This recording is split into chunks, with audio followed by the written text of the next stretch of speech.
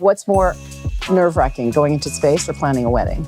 Planning a wedding. Venice really sort of taken over by this Bezos billionaire wedding party. It's not easy. Cringeworthy as we all thought it would be. Jeff Bezos' wedding to Lauren Sanchez in Venice has sparked a whirlwind of controversy, memes, and cringeworthy moments that have captured public attention.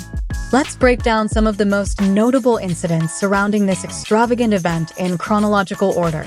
The cheap-looking wedding invitation.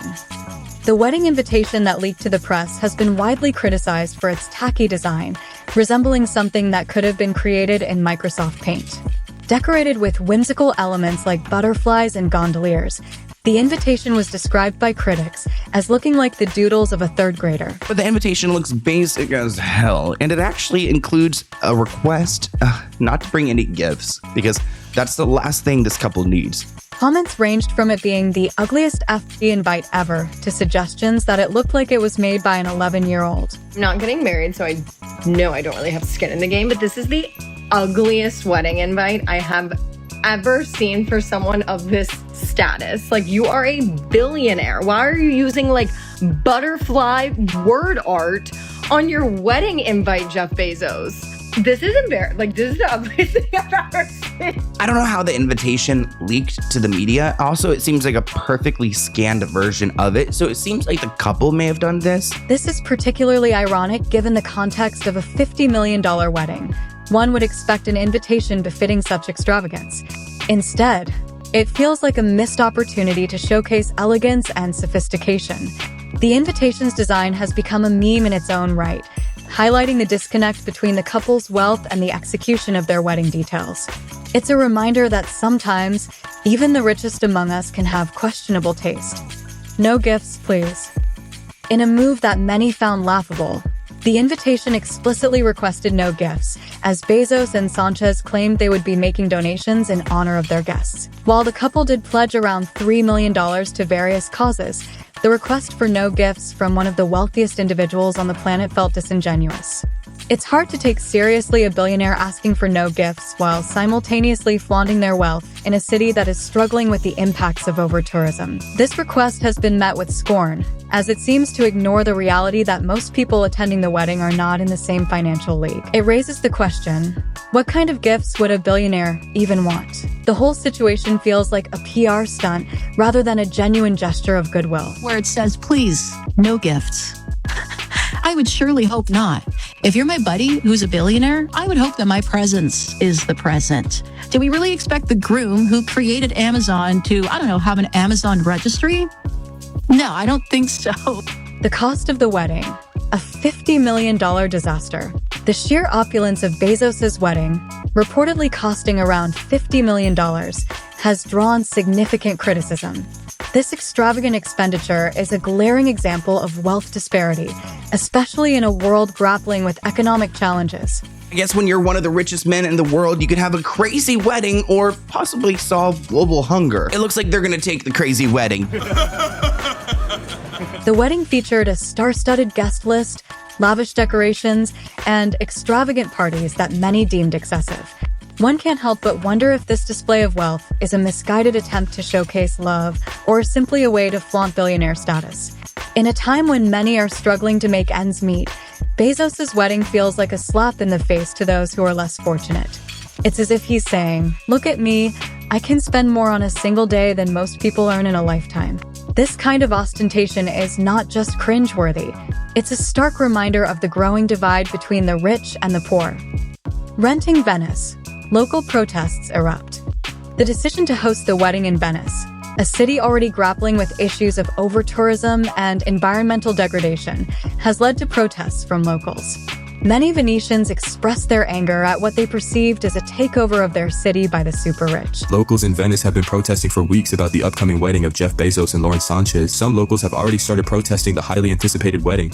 One group even hung a banner with Amazon founder Jeff Bezos' name crossed out with a red X from a bell tower overlooking the Venice Lagoon. The activist group No Space for Bezos wrote on Facebook, "Venice is a living city, not a venue for rent to the highest bidder." The banner was eventually removed. They also plastered posters and stickers around the city, calling for protests every weekend this past month. The group said it is ready to throw themselves into the canal if necessary. Venice's mayor Luigi Brugnaro criticized the protesters, calling them a small minority just looking for attention. He praised the couple's decision to marry in Venice, noting that the wedding's economic impact could be worth millions of dollars. Critics have also condemned the event for contributing to the privatization of parts of the city, which is already under strain from mass tourism. Activists took to the streets with banners reading, "Kisses yes, Bezos no," highlighting their discontent with the exploitation of their home for a billionaire's lavish celebration. The protests were not just about the wedding itself, but also about the broader implications of wealth and privilege in a city that is struggling to maintain its identity amidst the pressures of tourism. It's a poignant reminder that while Bezos may be celebrating love, the locals are left to deal with the consequences of his extravagance.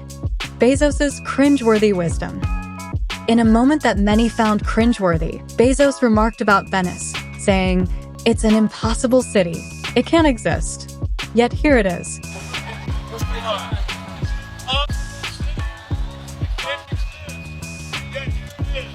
What did he just say? Look at it. It's an impossible city. It can't exist, but yet here it is. This statement, while perhaps intended to be poetic, comes off as tone-deaf. It's as if he's oblivious to the struggles of the city and its residents.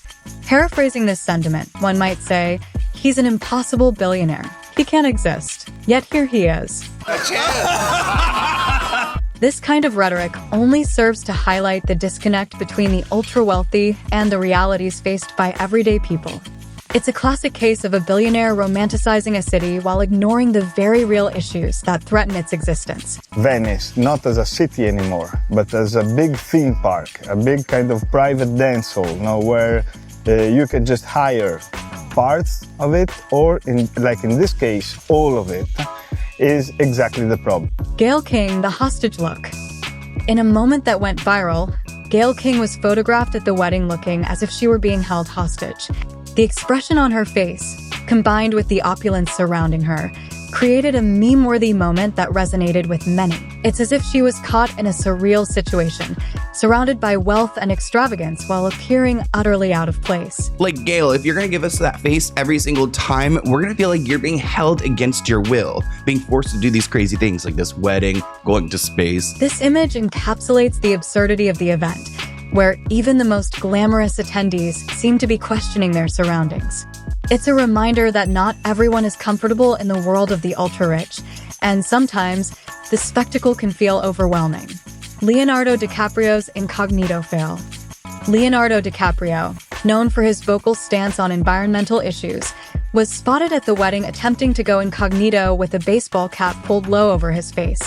This attempt at anonymity was laughable, especially given the context of the event. Here's a man who has made a career out of advocating for the planet, yet he chooses to attend a lavish wedding that epitomizes excess and environmental disregard. It's a stark contradiction that many found hypocritical. DiCaprio's presence at such an extravagant spectacle raises questions about the sincerity of his environmental advocacy. Is he truly committed to the cause, or is he just another celebrity enjoying the perks of wealth? She's 26. Oh my god, I fear that's way too accurate. Save the planet for free Prime members. Oh, just for free Prime members. Really more for like the elite who are building these bunkers that we don't even know about, that they're gonna run to when we're all suffering. The foam party on Bezos' yacht. Jeff Bezos and Lauren Sanchez just threw a wild foam party on their $500 million yacht, right as protesters vow to block their wedding in Venice. While the world watches and critics grow louder, the couple is soaking in sun and soap, completely unfazed by the chaos surrounding them. Adding to the list of cringeworthy moments was the foam party held on Bezos' extravagant yacht. This event, which seemed to be a nod to youthful revelry, felt out of place amidst the grandeur of the wedding celebrations. It's as if Bezos was trying to recapture a sense of fun and spontaneity, but instead, it came off as a desperate attempt to show that billionaires can have fun too. The juxtaposition of a foam party against the backdrop of a high-profile wedding only served to highlight the absurdity of the situation. It's a reminder that sometimes, the wealth and extravagance can overshadow the genuine moments of joy and connection that a wedding should embody. Instead of a heartfelt celebration, it felt more like a lavish spectacle, leaving many to question whether the true essence of love was lost in the foam and excess. This isn't a wedding, it's actually a $48 million power ritual. Jeff Bezos is not marrying for love alone. He's marrying to reshape legacy, control the narrative, and cement his place among the world's most untouchable. The weird and cheap-looking carpet. I just know this was Anna Wintour's final straw. This is why she stepped down from Vogue. Why would you literally hire an entire island in Venice to wear this and have carpet at your wedding? Did they just take this from the Amazon offices? The more you look at it, the more you can't unsee this corporate carpet. Is a prime example of loads of money but no style and no taste. We've gone for like the most expensive option with everything and it's just not working at all. Adding to the list of oddities was the carpet used at the wedding, which many described as looking like it was ordered from Amazon on discount. This detail, while seemingly minor, speaks volumes about the overall aesthetic of the event. For a wedding that cost millions, one would expect every detail to be meticulously curated, yet the choice of carpet felt out of place and cheap. It's as if Bezos and Sanchez were trying to balance their extravagant spending with a sense of casualness, but instead, it came off as poorly executed. This choice has led to further ridicule, as it highlights the absurdity of trying to blend luxury with what appears to be thrift store aesthetics. Money can't buy style and class after all. The grand finale. They not even married.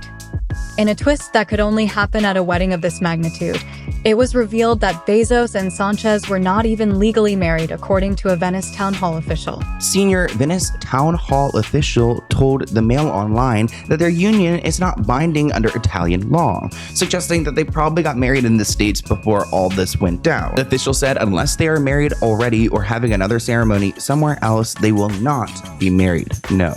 Despite renting out the entire city and spending a staggering amount on their wedding, the couple's union was not recognized legally.